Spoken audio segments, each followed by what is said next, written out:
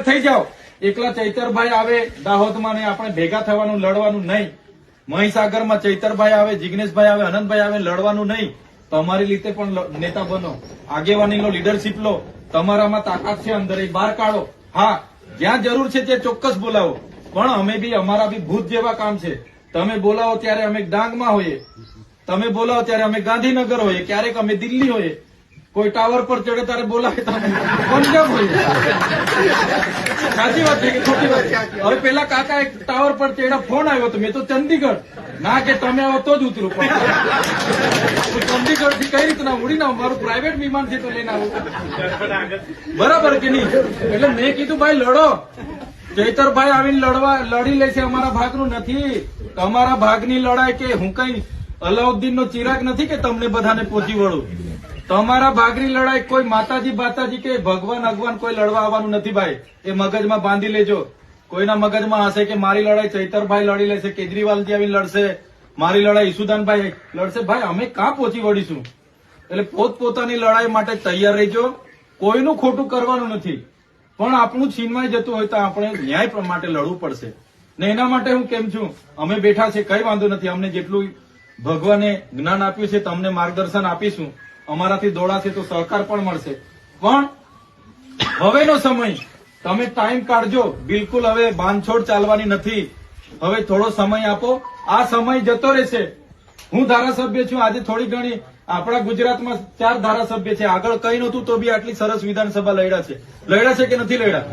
2022 ની લડે છે ને આપણે. તો હવે જે તાલુકા જિલ્લા પંચાયતો આવવાની છે એમાં પણ બધા તૈયાર થઈ જાઓ. અત્યારથી કોઈ સંકોચ નહીં. કોંગ્રેસના સાથીઓને પણ આપણે જે તે સમયે કહીશું, જ્યાં આપણે બેસવાનું થશે. હું તમને મારી ઓથોરિટી, નરેશભાઈની ઓથોરિટી, આ જિલ્લા પ્રમુખોની ઓથોરિટી અમે તમને કહીએ છીએ. તમે જ્યાં નક્કી કરશો ત્યાં અમે બેહવા તૈયાર છે ભાઈ. એમને બી કહીશું જ્યાં બાર્ગેનિંગ થતું હોય, વાટાઘાટો થતા હોય, અમે અમારા પ્રયાસો કરીશું.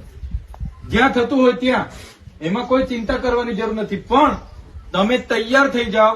આવનારી તાલુકા જિલ્લા પંચાયતો ગુજરાતમાં શું થાય છે એનો મને વિશ્વાસ નથી, પણ ટ્રાયબલ વિસ્તારમાં અંબાજીથી ઉમરગામની બધી તાલુકા પંચાયતો આપણે લડવાની અને બધી તાલુકા પંચાયતો આપણે બેસાડવાની છે. આજેથી ગાઢ તમારે બાંધી લેવાનું છે.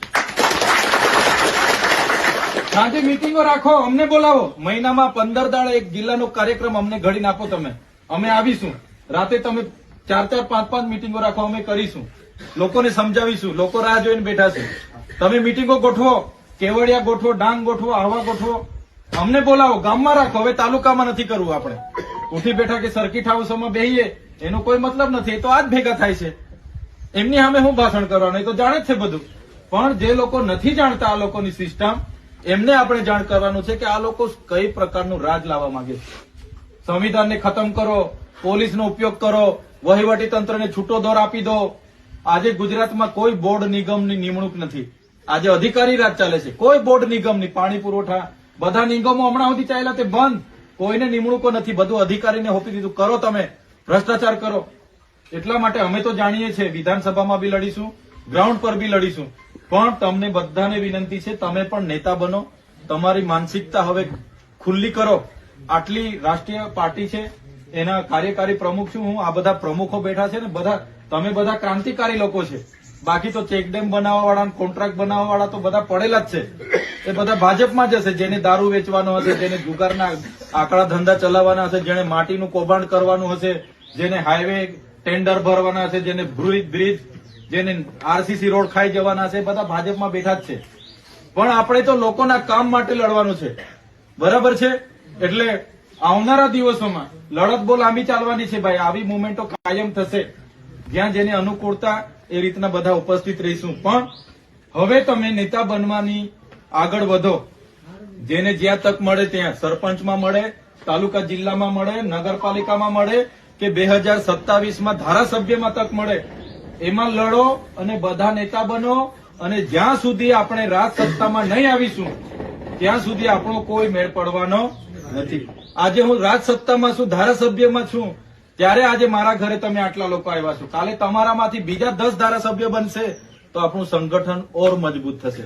તો આવનારી તાલુકા જિલ્લા અને આવનારી નગરપાલિકા, આવનારી ગ્રામ પંચાયત અને આવનારી વિધાનસભામાં આજેથી ગાઢ બાંધી લો કે ભાઈ મારે આ તાલુકા સીટ લડવી છે ને જીતવી છે. વાર્તા પૂરી.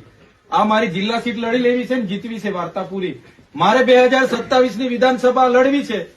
એટલે ગાઢ બાંધીને ઉતરી જાવ આજેથી મેદાનમાં. અમે તમારી સાથે છે. જય આદિવાસી જિંદાબાદ, ઉલ ગુલાલ જિંદાબાદ.